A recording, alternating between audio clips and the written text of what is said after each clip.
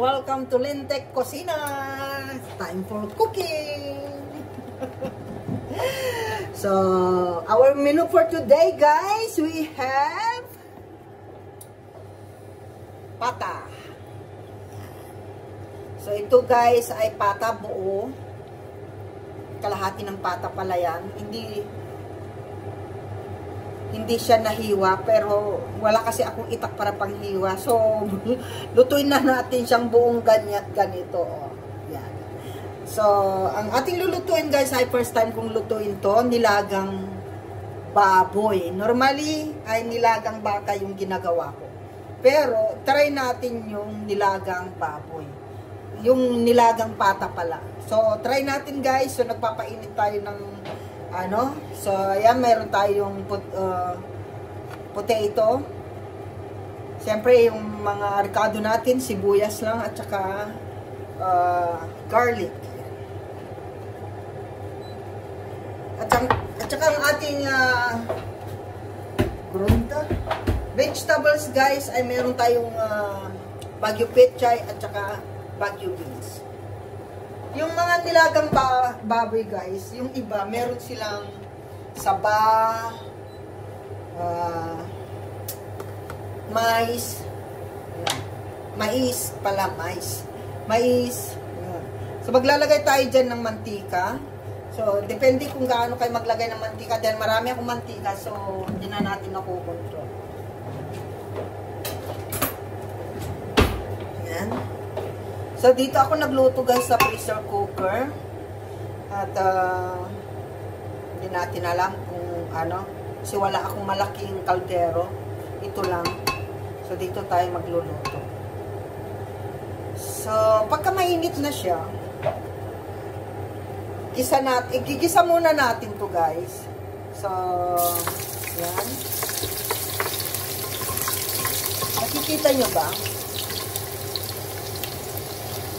Yan.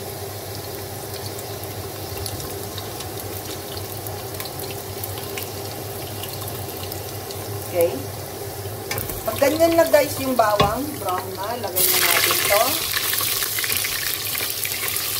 Yan. Dahil malakas yung apoy ko, pahinaan natin ulit.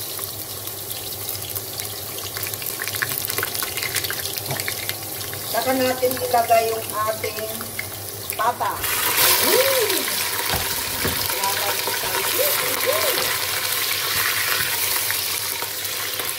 Ayan, i-fry muna natin. Ayan. Malakas yung apoy ko. So, ayan. Nakikita nyo guys. Buo siya, buo.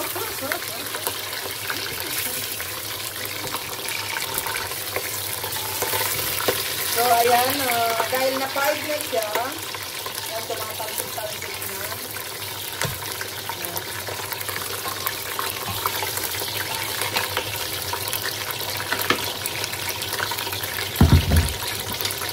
Lagyan na natin yung tangkaterbang black pepper. Tangkaterbang black pepper yung guys.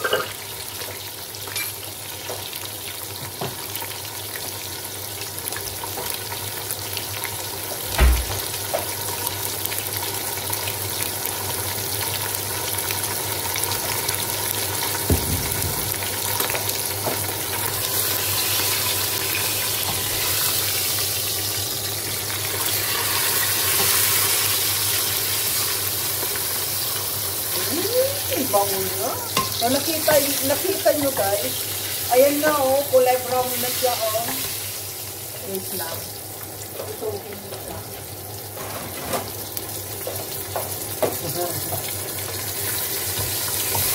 Ayan siya naging brown na. Kaya pagka wala na yung dugo-dugo, ayan.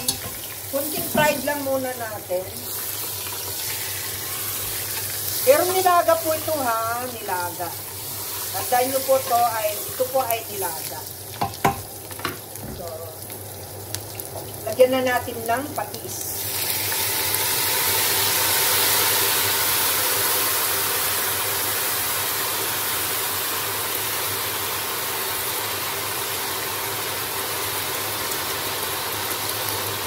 may sabaw to, kasi di ba nilaga may sabaw. So, damihan na natin ng patis para magkalasa na yung pata natin. Agad-agad. Yung nilaga natin. Di ba? Oo, kasi ito guys, nakita ko buo. Bala ko sana ito crispy pata. Ay, medyo may kulay tayo. So, try natin ano. So, ayan. Dahil luto na siya, okay na siya, ilagay na natin yung sibuyas na ano. Bali, ginisa ko siya ng sibuyas at garlic. Ngayon, maglalagay tayo ng malalaking tibak ng sibuyas. Lagay na natin yung patatas dahil matigas yan. So, lagay natin. Maglagay na rin tayo ng water.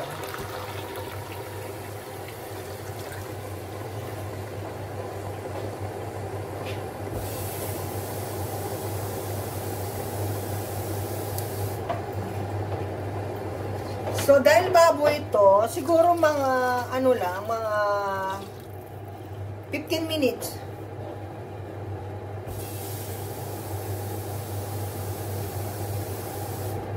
Kasi, di ba yung pagkabit, mga 30 minutes yun eh. So, kung, dahil pata to, hindi ko alam kung gaano katagal yung ano.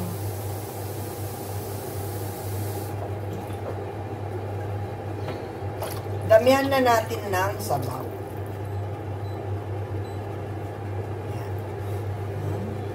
O, kunti pa.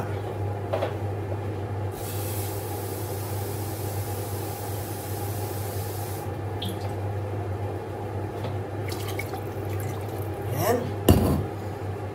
Tapos, maglalagay tayo ng maglagay na tayo ng chicken powder or beef powder. Yan.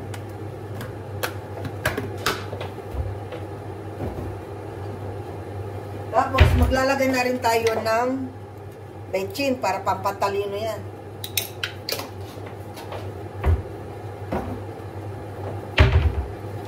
So, ayan. Mamaya na natin timplahan ng gusto ng todo-todo kapag malambot na yung ating pata. Wow, ngayon palang masarap na siya. First time ko naman maglagan ng nilagang pata ng baboy. So, yun, normally pagka nilaga kasi sa amin, baka.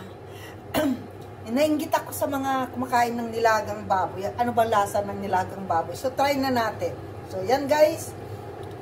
Balikan natin pagka malambot. Welcome back, guys. Wala nang tubig. Ay, wala nang sabaw, guys. Naubos na.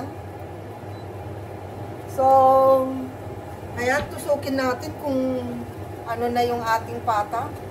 Ayan, medyo makunat-kunat na.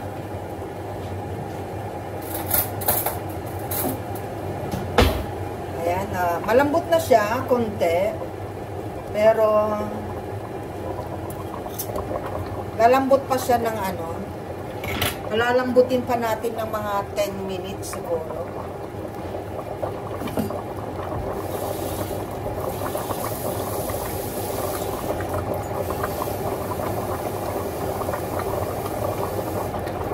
Dahil kumunti na po yung sabaw niya, dagdagan natin.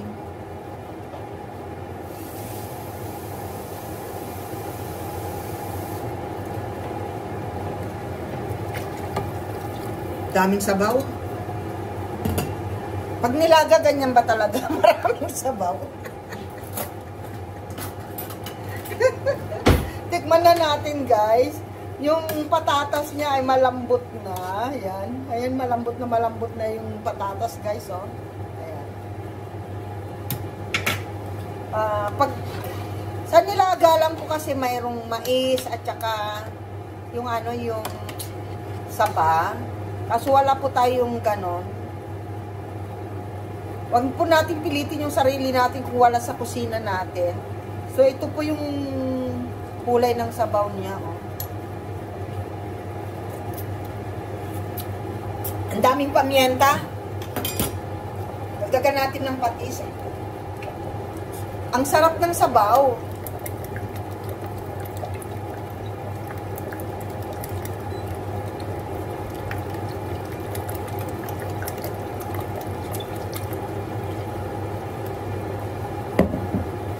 So, ayan guys, siyempre habang inintay natin yung lagyan na natin ito, Baguio beans, at saka yung pechay.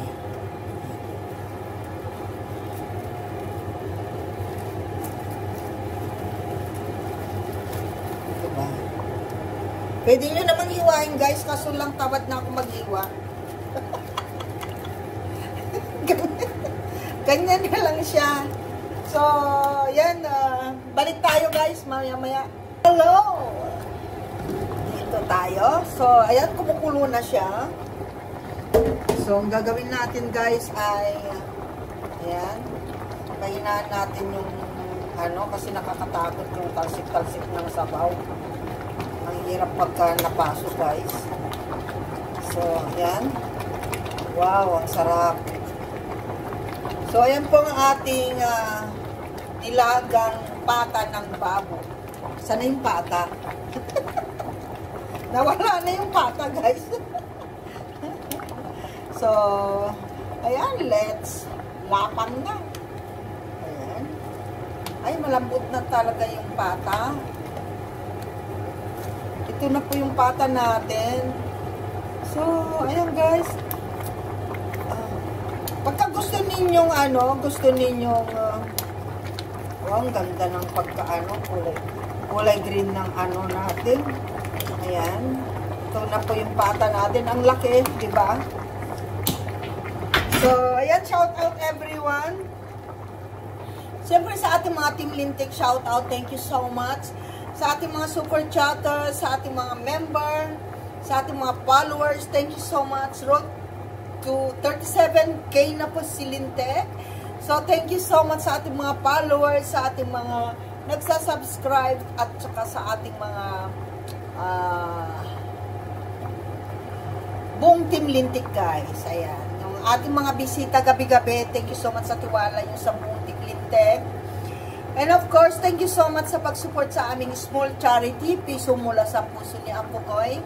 So, sa ating mga nag-i-sponsor guys, thank you so much. Walang sawang pagpapasalamat po sa inyong lahat. So, ayan, and of course, I want to thank also to Kalma Picon sa walang sawa niyang pag-support sa ating mga premiere, sa mga nag-pre-premiere guys na pinapasugod natin. Thank you so much kay Kalma Picon. Siyempre sa ating secretary, kay Self B Official. Thank you so much, Self, for being there always. Ayan, siyempre busy-busy si host ninyo. So, hindi ko alam kung paano ko pa sasalamatan si Self sa kanyang ginagawa sa inyo lahat, na instead na akong gumagawa. Ayan, salamat sa walang sawang pag-support sa buong Team Lintek. So, love you. Mwah, mwah. Siyempre, shout out ko ang aking pamangkin sa Taiwan. Sana lagi mag-ingat dyan. Kay DNK Family Vlog at saka kay Apukoy Vlog sa ating charities sa Philippines. Piso Mula sa Puso. Don't skip the ads guys sa bawat mga video namin. At yan ay malaking tulong na po sa ating charity. At sa aming mga natutulungan sa charity, alam kong malit lang naman po kami mga YouTuber. But sa awan ng Diyos ay tuloy-tuloy po ang aming pagtulong sa charity namin sa pamagitan po ng most of them kasi guys ay mga gamot, pang-pa-hospital o kaya nasa dialysis sila. So, yung aming pamimigay po ng abangan nyo po. Kami po ni Self o ni Ate Rowena Acosta Vlog. Shout out pala kay Ate Rowena Acosta Vlog. pamimigay namin ng ayuda guys, pamaskong handog sa ating mga kapwa Pinoy. Ayan, dyan sa Philippines, abangan nyo kung saan pong lugar yon. At magmi-mission po kaming tatlo nila, Selfie Official at Rowena Acosta Vlog at ang yung host, Lintek. Thank you so much guys. Open po ang aming GCash or bank account to those who want to donate or sponsor guys sa aming mga Christmas pamaskong handog para sa ating mga kababayan. I love you all guys. Alam ko maraming nasalanta sa La Union, Cebu. So pupunta kami po ng Cebu ni Selfie Official at sa bandang Dumaguete po kami at saka sa Bourbon. Yan po yung mission namin this 2006. Abangan nyo po yung aming kunting tulong para sa ating kapwa sa Philippines. Kapwa Pilipino. I love you all. Siyempre, shout out kay Tatay Jack Ferds, kay Ate Trixie Villa, at saka kay Ate Lily Ragasa, kay Engineer Manny Sibillar, kay Kuya Vince Boy, kay Kuya Atawi King. Ayan, thank you so much Kuya Atawi for always there, for always support. Sa lahat-lahat guys, hindi ko na kayo isa-isahin dyan kasi nagugutom na si Lintek. I love you and thank you so much. Mwah, mwah.